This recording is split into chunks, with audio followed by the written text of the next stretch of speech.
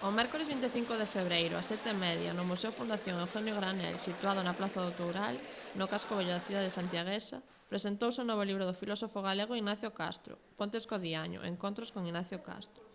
O acto foi presentado pola profesora Eva Garea, o editor Pepe Arias e o autor. Estamos no Museo Granel de Santiago de Compostela, onde hoxe, día 25 de febreiro, celebrouse ás 7:30 da tarde a presentación do libro Pontes co Diaño do escritor e filósofo galego Ignacio Castro.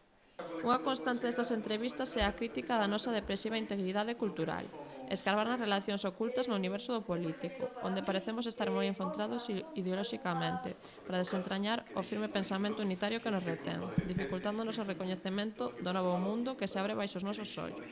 Bueno, pues más que nada que siga fiel a su temática, lo he seguido, he leído varios libros sobre él, y bueno, perdón, y nada, pues eso, que siga fiel a su estilo, a la trayectoria que haya seguido llevando todos estos años y nada, simplemente eso.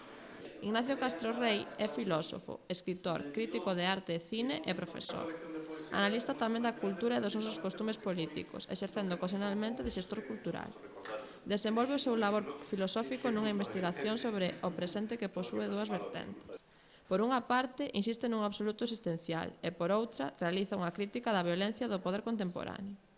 Non sei, os libros son moi difíciles hoxe en día, o meu é pequeniño pero algo espeso. Hoxe pasaremos ben seguro, pero despois, como a xente non lee, porque non está quieta, non se para, supoño que o libro de entrevista relativamente lixeiro ao espesumio que estamos afeitos os de filosofía, pero, bueno, non sei, é difícil colocar un libro así, puxalo ao fondo, non? É difícil, porque a lectura que é un picado nos últimos meses e anos non só polo asunto económico.